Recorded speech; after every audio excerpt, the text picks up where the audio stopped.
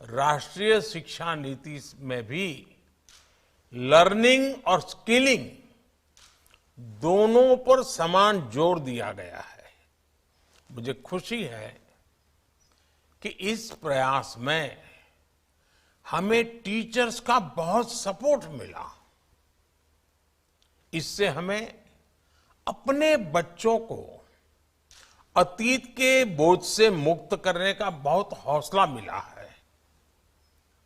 इसने सरकार को एजुकेशन और स्किलिंग सेक्टर में और रिफॉर्म करने के लिए प्रोत्साहित किया है। साथियों, नई टेक्नोलॉजी नई तरह के क्लासरूम के निर्माण में भी मदद कर रही है।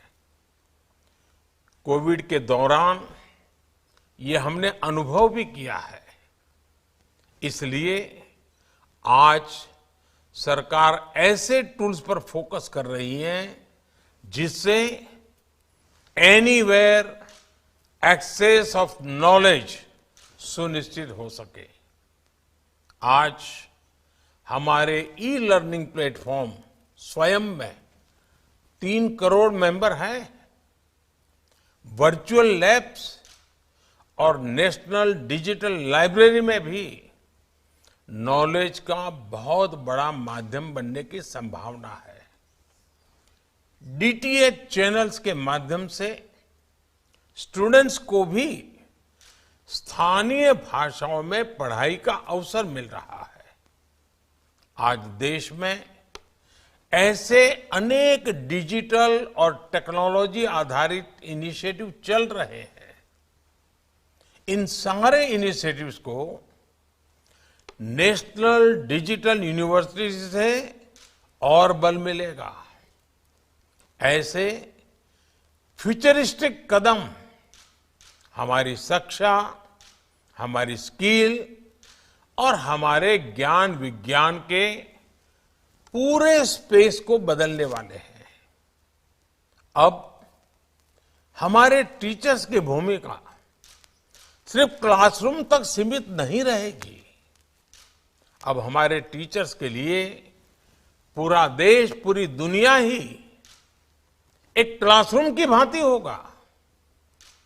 ये टीचर्स के लिए अवसरों के नए द्वार खोलने वाला है।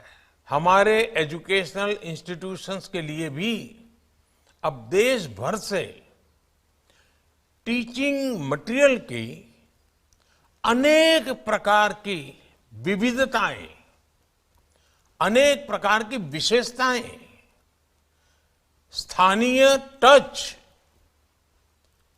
ऐसी अनेक बातें उपलब्ध होने वाली हैं। और सबसे बड़ी बात, इससे गांव और शहर से स्कूलों के बीच जो खाई होती थी वो दूर होगी। सबको बराबरी के अवसर मिलेंगे। साथियों, हमने देखा है कई देश ऑन द जॉब लर्निंग पर विशेष बल देते हैं। बीते वर्षों में केंद्र सरकार ने अपने युवाओं को आउटसाइड द क्लासरूम एक्सपोजर देने के लिए इंटर्नशिप और अप्रेंटिसशिप को फोकस किया है। आज नेशनल इंटर्नशिप पोर्टल पर लगभग 75,000 एम्प्लॉयर्स हैं। ये इंटर्नशिप की लगभग 25 लाख रिक्वायरमेंट पोस्ट कर चुके हैं। इससे हमारे युवाओं और इंडस्ट्री दोनों को बहुत लाभ हो रहा है। मैं इंडस्ट्री और शिक्षा से जुड़े संस्थानों से आग्रह करूंगा कि इस पोर्टल का अधिक से अधिक उपयोग करें। देश में इंटर्नशिप के कल्चर का हमें और विस्तार करना है। साथियों, मेरा ये मानना है अप्रेंटिसशिप्स हमारे युवाओं को फ्यूचर रेडी बनाने में मदद करती हैं। हम भारत में अप्रेंटिसशिप्स को भी बढ़ावा दे रहे हैं। इसमें हमारी इंडस्ट्री को भी उचित स्किल से जुड़ी वर्कफोर्स की पहचान करने में भी आसानी होगी। इसलिए इस बजट में करीब 50 लाख युवाओं के लिए नेशनल अप्रेंटिसशिप प्रमोशन स्कीम के तहत स्टाइपेंड का प्रावधान किया गया है।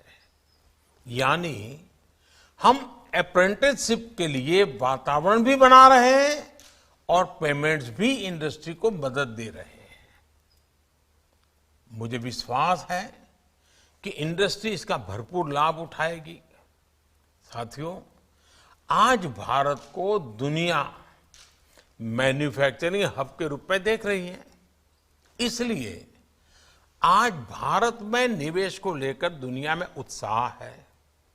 ऐसे में स्किल्ड वर्कफोर्स आज बहुत काम आती है। इसलिए इस बजट में स्किलिंग पर बीते वर्षों के फोकस को हमने आगे बढ़ाया है। प्रधानमंत्री कौशल विकास योजना 4.0 आने वाले वर्षों में लाखों युवाओं को स्किल, रीस्किल और अपस्किल करेगी। इस योजना से आदिवासियों, दिव्यांगों और महिलाओं की जरूरत के अनुसार टेलर मेड प्रोग्राम्स बनाए जा रहे हैं। साथ ही इसमें इंडस्ट्री 4.0 जैसे एआई, रोबोटिक्स, आईओटी, ड्रोन्स ऐसे अनेक सेक्टर्स के लिए भी मैन पावर का निर्माण किया जा रहा है। इससे इंटरनेशनल इन्वेस्टर्स के लिए भारत में काम करना और आसान होगा। भारत में इन्वेस्टर्स को रीस्किलिंग पर ज्यादा ऊर्जा और संसाधन नहीं खर्च करने पड़ेंगे। इस बजट में पीएम विश्वकर्मा कौशल सम्मान योजना का भी ऐलान किया गया है। इससे हमारे पारंपरिक कारीगरों, हस्तशिल्पियों, कलाकारों के स्किल डेवलपमेंट पर जोर दिया जा रहा है। पीएम विश्वकर्मा योजना इन कारीगरों को नया मार्केट भी दिलाने में मदद करेगी और इससे अनेक उत्पादों के बेहतर दाम भी मिलेंगे। साथियों, भारत में एजुकेशन सेक्टर में तेजी से बदलाव लाने के लिए एकेडेमिया और इंडस्ट्री की भूमिका और पार्टनरशिप बहुत बड़ी है। इससे मार्केट की जरूरत के हिसाब से रिसर्च संभव हो पाएगी और रिसर्च के लिए इंडस्ट्री से पर्याप्त फंडिंग भी मिलेगी। इस बजट में एआई के लिए जिन 3 सेंटर्स ऑफ एक्सेलेंस की बात की गई है, उनमें इंडस्ट्री एकेडेमिया पार्टनरशिप मजबूत होगी।